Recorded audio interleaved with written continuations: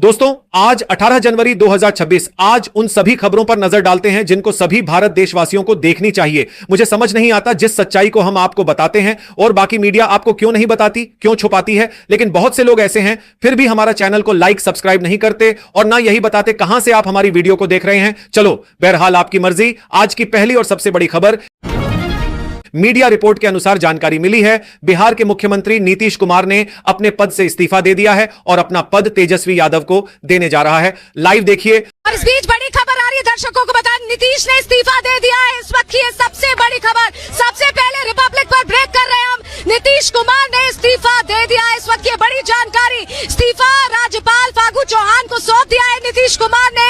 ये बड़ी खबर निकलकर सामने आ रही है। इस वक्त की सबसे बड़ी खबर, राजभवन के ठीक बाहर हम मौजूद हैं और बड़ी संख्या में उनके समर्थक जुटे हुए हैं। बड़ी जानकारी है कि नीतीश कुमार ने इस्तीफा सौंप दिया है। अब नए सिरे से बिहार में सरकार बनेगी और नए समर्थन के साथ एक बार फिर मुख्यमंत्री नीतीश कुमार होंगे, उप मुख्यमंत्री तेजस्वी यादव होंगे। महागठबंधन की ये नई सरकार बनने वाली है, ये तय।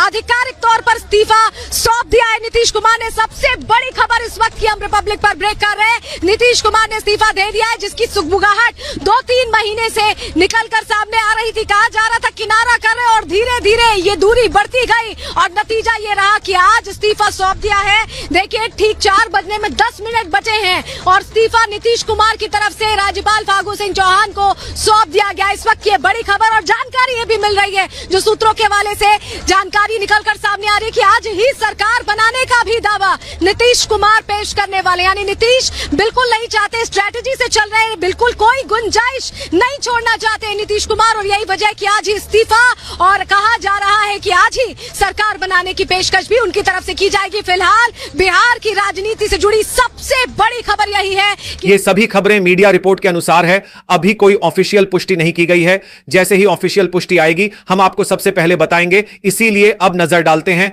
अगले बड़ी खबर पर। सिद्धू भाई ने इस मौजूदा सरकार की वह काली सच्चाई बताई जिनको और झूठी बिकी हुई मीडिया आपको कभी नहीं बताएगी। पहले आप लाइव देखिए, बाकी बाद में चर्चा करते हैं। रिक्वेस्ट है वीडियो को अंत तक देखकर जाना। 15 लाख बैंक में आ जाएगा। कहां फुर्र हो गया? 2 करोड़ नौकरियां दे दूंगा। क्या इनके झूठ का पर्दाफाश हो गया? वो सनी देओल वो कहता था तारीख पे तारीख, तारीख पे तारीख, तारीख पे तारीख, और बीजेपी वाले झूठ पे झूठ, झूठ पे झूठ, झूठ पे झूठ, झूठ पे झूठ। तो सुन लो बीजेपी वालों, तुमने तो तबाह कर दिया हिंदुस्तान, बर्बाद कर दिया हिंदुस्तान। GST, Gabbar Singh tax. जो किसान अन्नदाता था वो भूखा मर रहा है। जो मकान बनाता था कारपेंटर, उसके पास मकान नहीं है। और जो बुनकर कपड़े बुनता था हमारे लिए, वो नंगा खड़ा है। मोदी साहब नंगा खड़ा है। एक अभिनेता लोगों को 3 घंटे बेवकूफ बनाता है, लेकिन बीजेपी के नेता उम्र भर बेवकूफ बनाते हैं। माल्या के साथ टफी टफी और नीरव मोदी के साथ लवी डवी। दोनों चोर हैं, पक्षपात नहीं होना चाहिए। चोर चोर मौसेरे भाई। नीलाम करके रख दिया इन्होंने देश को। गरीबों का, हम जैसे लोगों का खून पसीना, उसकी कमाई खाली इन लोग। सुनो देश की जनता, आज जो बोला गया वो सीधा दिल में लगा। सिद्धू भाई ने वो बात कह दी जो हर आम आदमी सोच रहा है। सरकार ने बड़े बड़े सपने दिखाए, 15 लाख सीधे बैंक में, 2 करोड़ नौकरियां हर साल, और आज हालत यह है कि ना नौकरी है ना भरोसा, सिर्फ जुमले हैं और टीवी पर झूठ की बारिश। बीजेपी वालों सुन लो, तुम्हारा झूठ अब पकड़ा जा चुका है। महंगाई आसमान पर है और तुम विकास का ढोल पीट रहे हो कि कैसे वादों की फैक्ट्री चलाने वाली सरकार का झूठ एक एक करके बाहर आ रहा है। सिद्धू भाई ने साफ कहा कि झूठ पर झूठ फिर झूठ, और उसी झूठ ने आज हिंदुस्तान की कमर तोड़ दी। युवाओं से रोजगार छीना, किसानों से हक छीना और जनता से उम्मीद। बीजेपी वालों, तुमने देश को सपनों में उलझाकर हकीकत में तबाह कर दिया। आज सवाल किसी नेता का नहीं, सवाल उस भरोसे का है जो मोदी सरकार ने खुद अपने हाथों से तोड़ा है। अब जनता पूछ रही है जवाब, क्योंकि झूठ ज्यादा दिन नहीं चलता। इसलिए अब नजर डालते हैं अगली बड़ी खबर पर। सुनिए जरा, आज पार्लियामेंट में जो हुआ उसने बीजेपी की कुर्सी हिला दी। संजय सिंह ने ऐसी आवाज उठाई कि मोदी सरकार की सारी मार्केटिंग धरी रह गई। जो सरकार महंगाई पर चुप रहती है, वो देशभक्ति के नारे बेचती फिरती है, जनता से कहती है सब ठीक है। लेकिन हकीकत यह है कि आज RS1 में तो एक आम भी नहीं मिलता और मोदी सरकार ने अदानी को RS1 में धर 50 एकड़ जमीन के साथ 10 लाख आम और लीची के पेड़ थमा दिए। हां, सिर्फ 1 रुपए में, और ऊपर से सीना ठोक कर वंदे मातरम की बात करते हैं। यह पहले आप लाइव देखिए, फिर इसके बाद चर्चा करते हैं।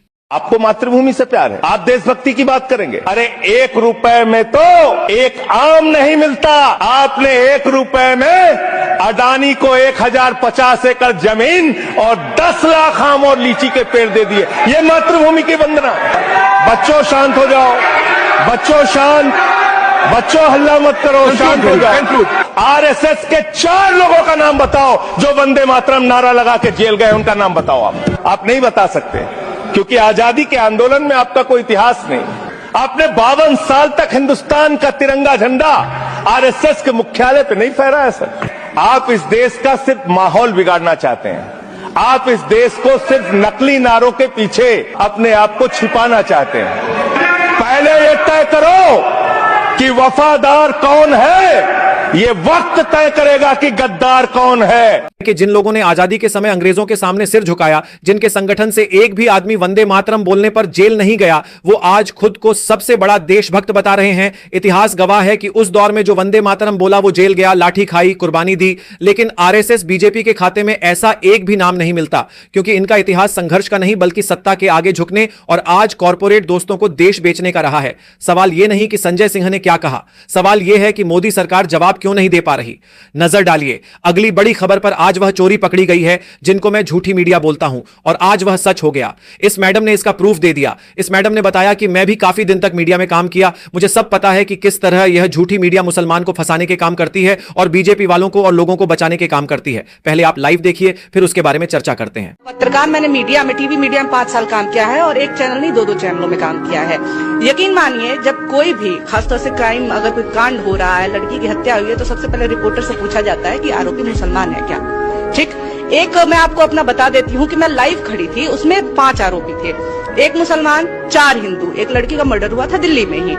मुझे एंकर ने जब एड वगैरह चलने लगा तो पूछा कि ये बताओ मुसलमान भी है ना, वो तो मुख्य आरोपी होगा। मैंने बोला मुख्य आरोपी वो नहीं है, मुख्य आरोपी 5 के 5 हैं, बल्कि हिंदू जो है तीनों, वो चारों, उनका ज्यादा रोल है। बोला नहीं, लेकिन मुसलमान है ना उसमें से एक आरोपी। अच्छा, मैंने बोला हाँ है।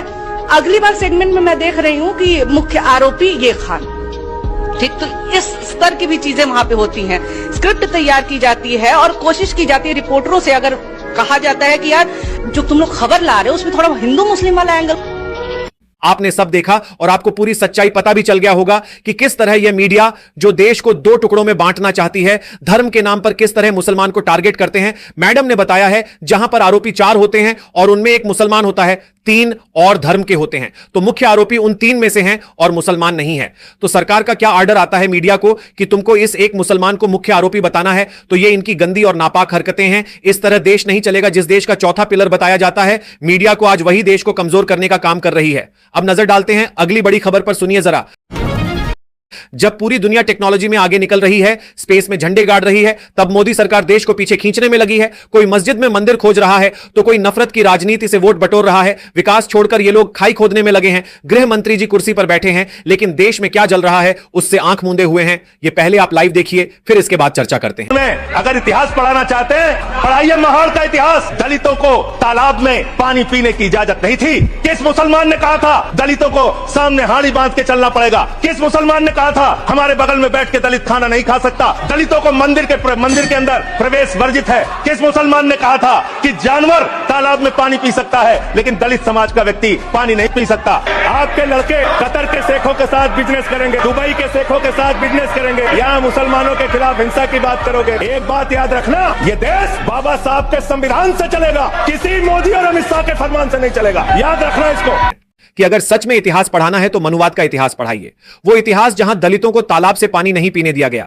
बताइए किस मुसलमान ने कहा था कि दलित हांडी बांधकर चले? किस मुसलमान ने कहा था कि दलित हमारे बगल में बैठकर खाना नहीं खा सकता? किस मुसलमान ने दलितों को मंदिर में घुसने से रोका? यह जुल्म तुम्हारी जातिवादी सोच ने किया है और आज वही लोग देशभक्ति का सर्टिफिकेट बांट रहे हैं। तुम्हारे बच्चे कतर और दुबई में कारोबार करेंगे, लेकिन यहां मुसलमान के नाम पर नफरत फैलाई जाएगी। याद रखना, यह देश बाबा साहब अंबेडकर के संविधान से चलेगा, मोदी या अमित शाह के फरमान से नहीं। और यही बात सत्ता को सबसे ज्यादा चुभ रही है।